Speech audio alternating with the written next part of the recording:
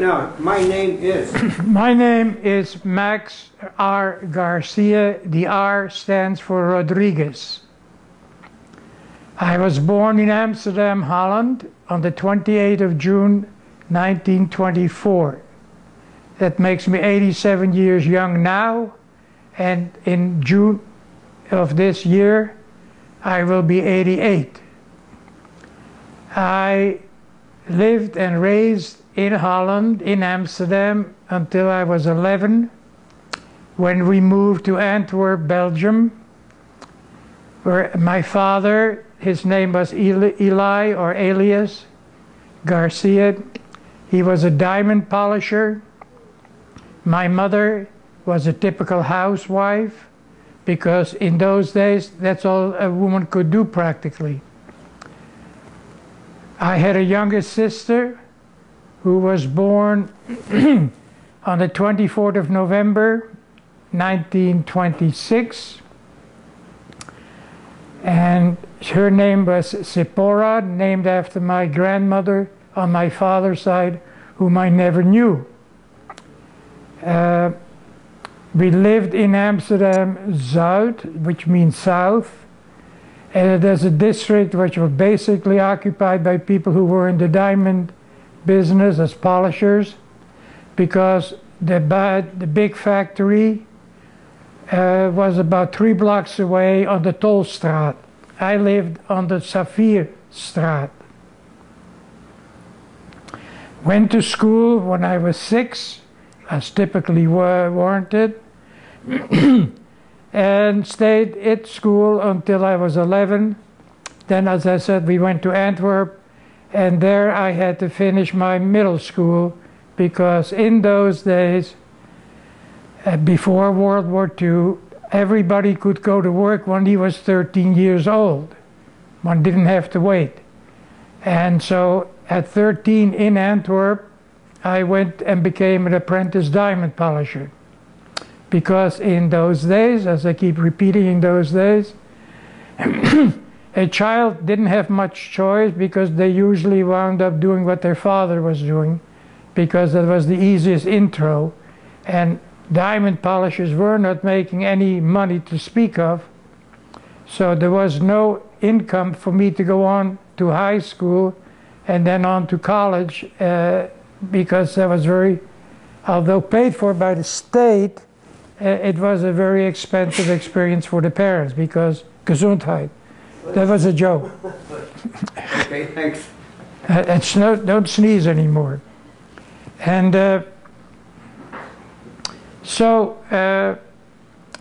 by my father was a social democrat, very active in his union in Amsterdam, and very active in the Social Democratic Party.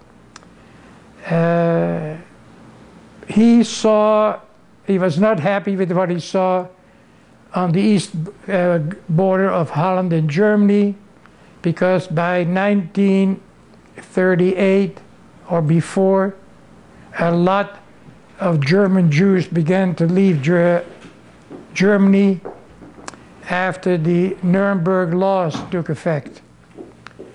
And so we had a lot of German Jews come to Amsterdam, among whom was, of course, the Frank family.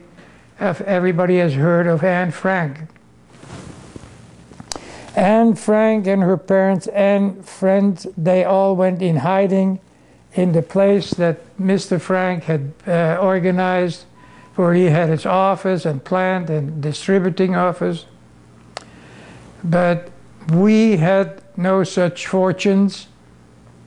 My parents lived off the pocket that my father got every Friday from the office where he worked, the plant, and he gave it to my mother, and then she would distribute the money, a dime for the doctor, a dime for the matzahs for Passover, a dime for this and a dime for that, and each of the children got a nickel as pocket money, and the rest she gave my father a gulder or two so that he could go out, and the rest of us were living expenses.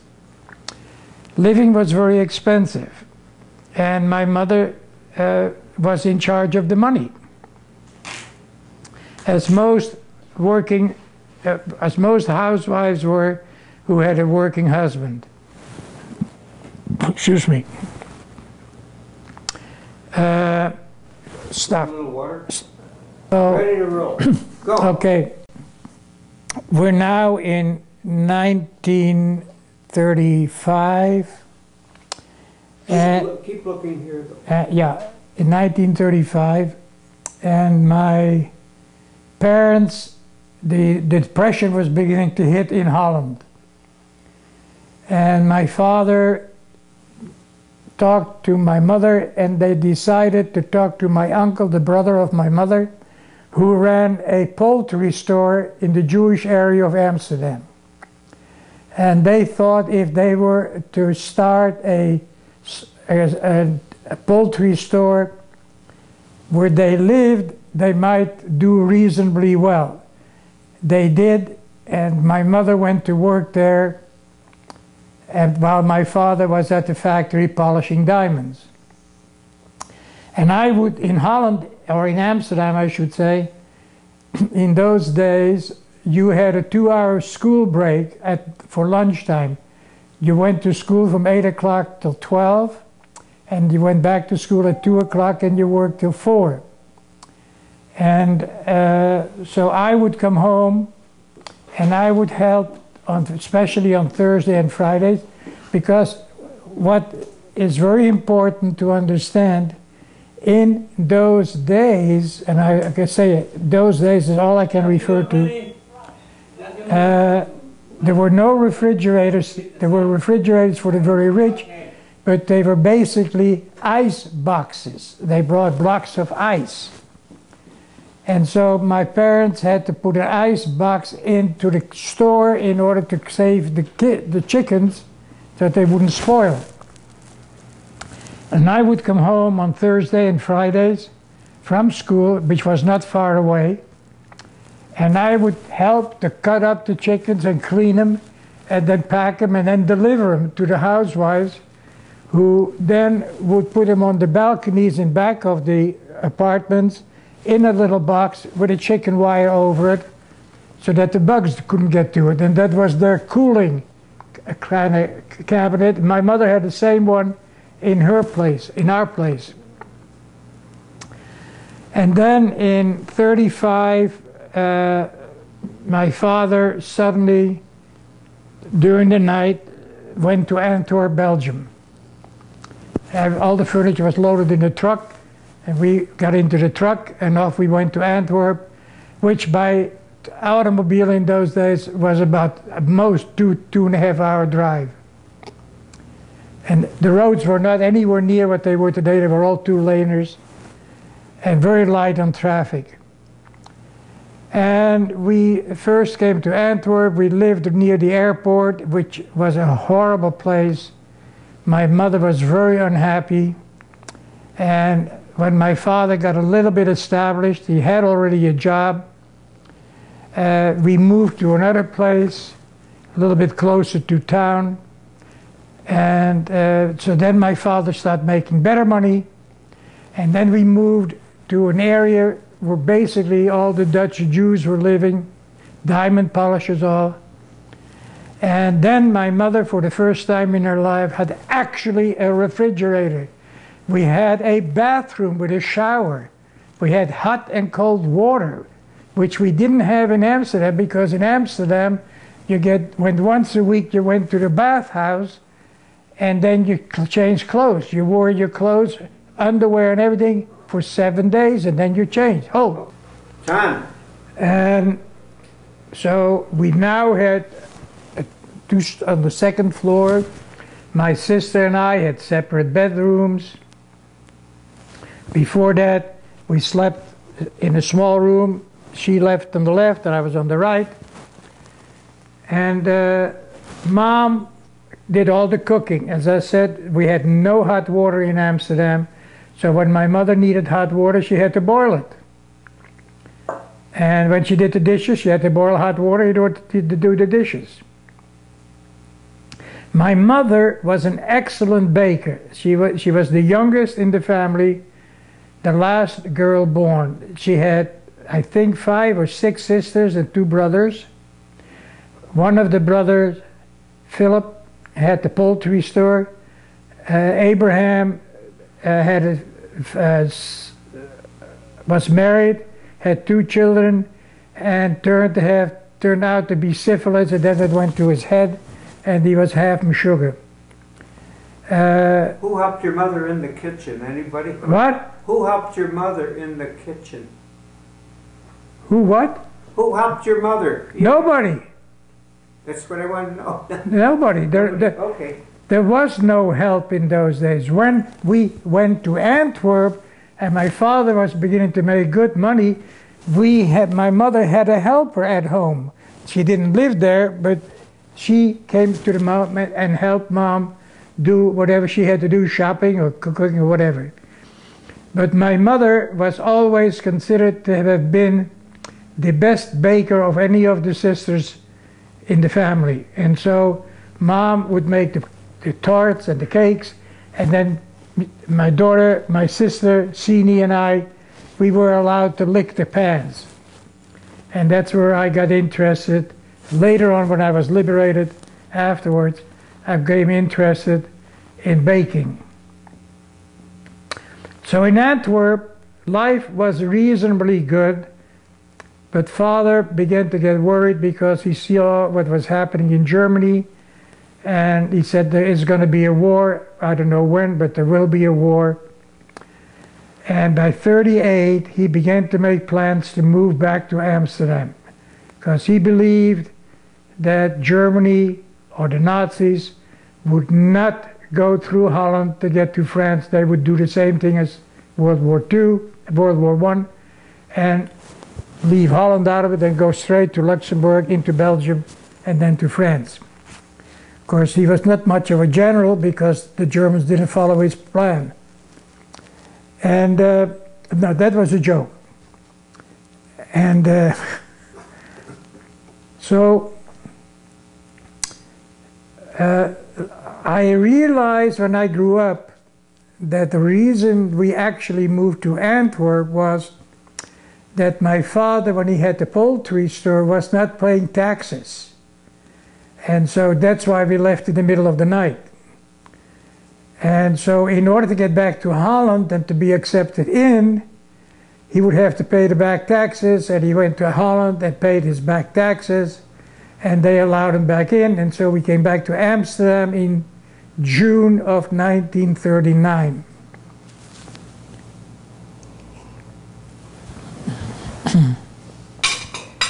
By the way, that tea is a great help, June. Good. It keeps my throat. So now we went to the daytime, and the furniture was properly shipped.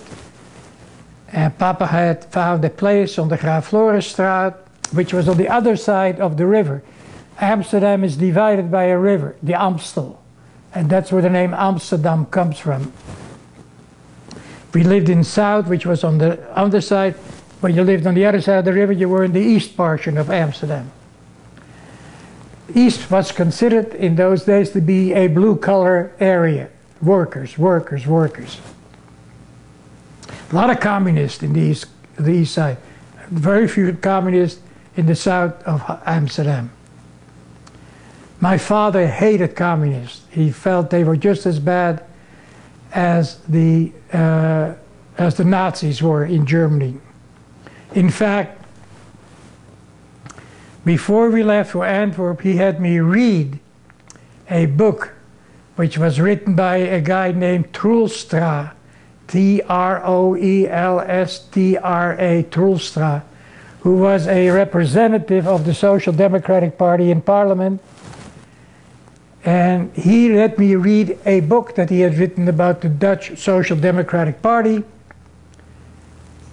And I wasn't even 11 yet. And I didn't understand one word in that thing. And he kept telling me, there is no difference, and I have remembered that all my life. Max, there is no difference between one who wears a blue shirt, a brown shirt, or a black shirt. They all come from the same mother. They all want your work, and they want to kill you. they don't have any feeling for human beings. And that message always still stayed in my mind. Brown, blue, and red. Brown, blue, yeah, and red. And black. The blue being the communists, the browns being the German Nazis, and the black being the Italian fascists. So my polishing days were over. I was a reasonably good apprentice, but in Amsterdam, when I came back in 1939, I didn't want to have anything to do with diamond polishing. I was sick and tired of it. My father had never liked the profession either, but after he married my mother, and they had me, there was nothing else for him to do and stay diamond polisher. My father really always had wanted to be an entrepreneur outside of this goddamn business of diamond polishing. In fact, it was such that when this is all what he told me, so I'm not making this up.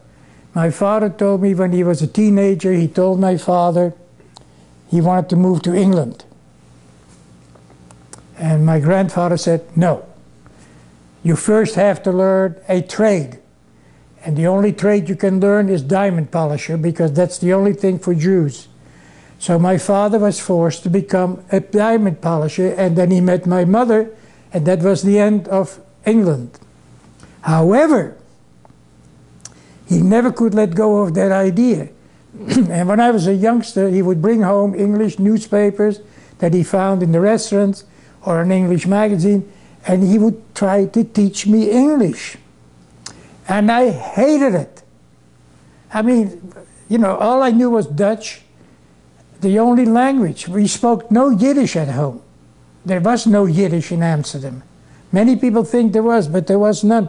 There were some Yiddish words accepted in the Dutch language, but Yiddish as a language was not spoken, not even by the rabbis. And so I got odds and ends in Antwerp, and I got odds and ends in Amsterdam. And in September, I had just gotten a job with a travel agency. And it was Sunday. I had to work on Sunday, September, the first Sunday. And one of my uncles had a radio shop on the Vijzelstraat. And on Sunday morning, that's on the first Sunday of September, Germany invaded Poland. And so my uncle set out the radios on outside the store so that everybody could listen to it.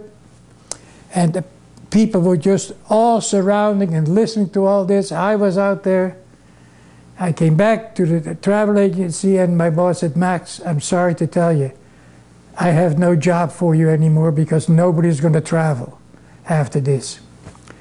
So I listened. I was all of 15 years old at that time.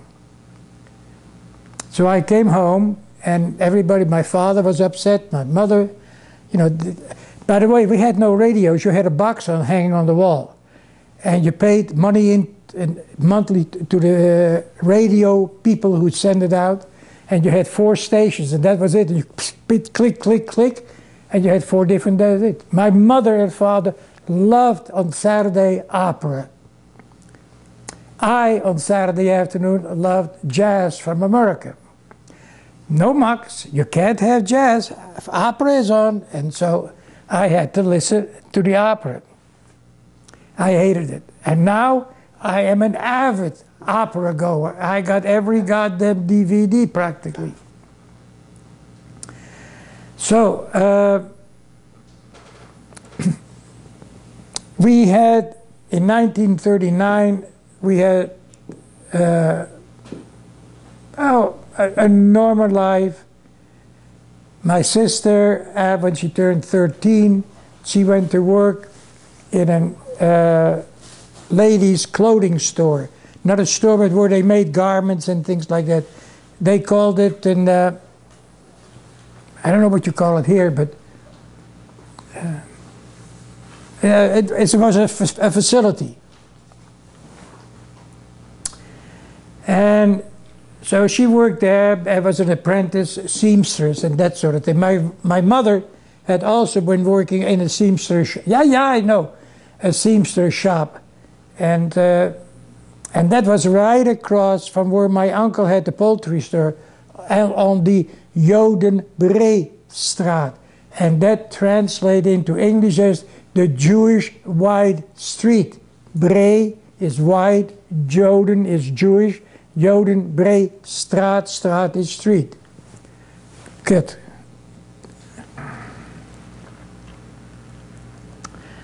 So life after the invasion of Germany into Poland, and England and France declaring war against Germany because they had an agreement between Poland and England and France that they get attacked or the others get attacked, they all would declare war on Germany. And then shortly after that, Italy had declared war on England and Germany, and the whole schmear was on. Life in Amsterdam went on. You know, my father was depending more now on unemployment insurance and off and on a job as a diamond polisher, because diamond polisher came to a halt too, because where were they going to sell their diamonds to? No, men were not going to give diamonds to their girlfriends again. So that slowed down. So he took odds and end job, and my mom was at home doing the cooking for the four of us. And I had odds and end job too, because I was what?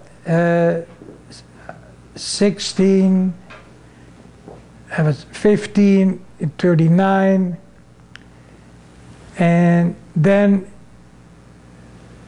the war came to an end, so to speak, when Poland had been defeated. And the Nazis then did their shtick in Poland. And the Western Front was very quiet, until the summer of 1940.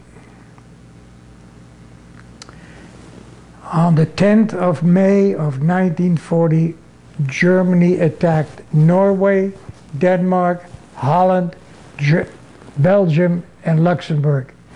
And there was a sweep on the west that was unbelievable. Holland was defeated in 5 days.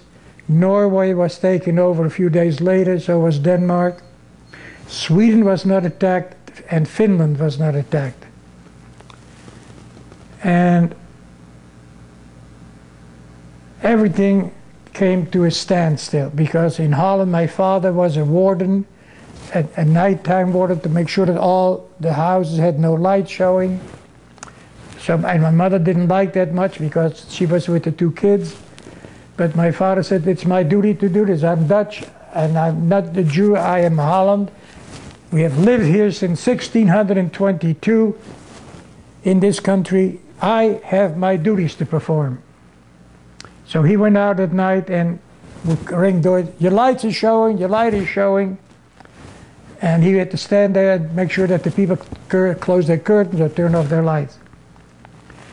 Life, and then at that time the Dutch government, just before the invasion, had decided on starting rationing, because they were kind of alarmed and where was some of the food coming from, so they began to ration. And then we were attacked, and of course, as you may know, Rotterdam was bombed and threatened, and they would, if they wouldn't capitulate, we would also get other cities bombed. And then there were paratroopers who came down in civilian clothes. And then my father was called up and had to follow up on the streets where they had blockages. Anybody going through had to say Schravenhagen, all letters that the Germans could not pronounce.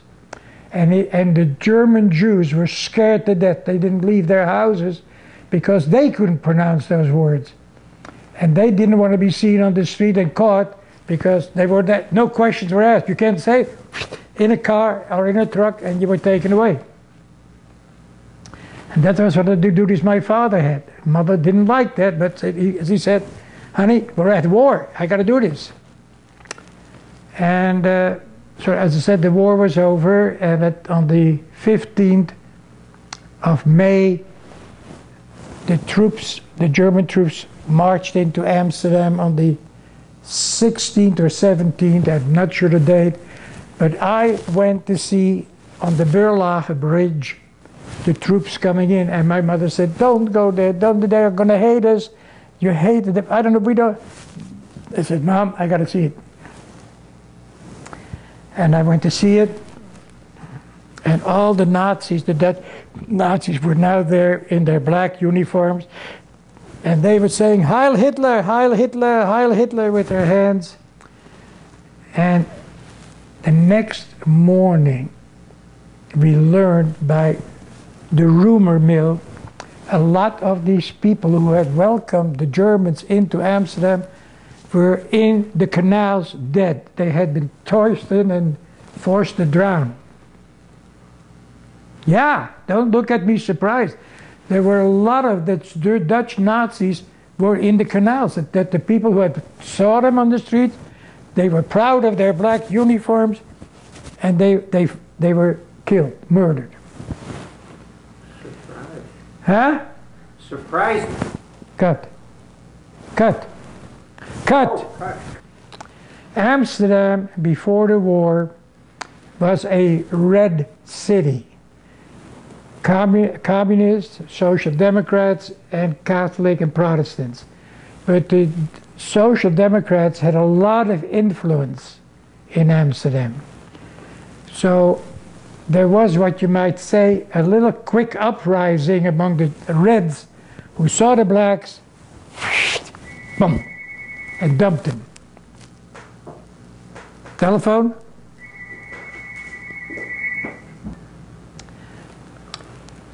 So the Germans had no organization yet. There was still the civil government, civil police, and so a lot of Dutch Nazis were very happy today. 2 days later, they were in another land where they could no longer say Heil Hitler. So it took about a year before the Germans in Holland. Now, one thing that also is little known, the occupation of Holland was taken care of by the SS, not by the German army. The SS, stormtrooper, Schutzstaffel. You know what that means? Schutzstaffel, the SS Yes. means protection units. They were there to guard Hitler. They took control of Holland as the occupation force. They had what was called the Grüne Polizei, the Green Police, which was the secret police.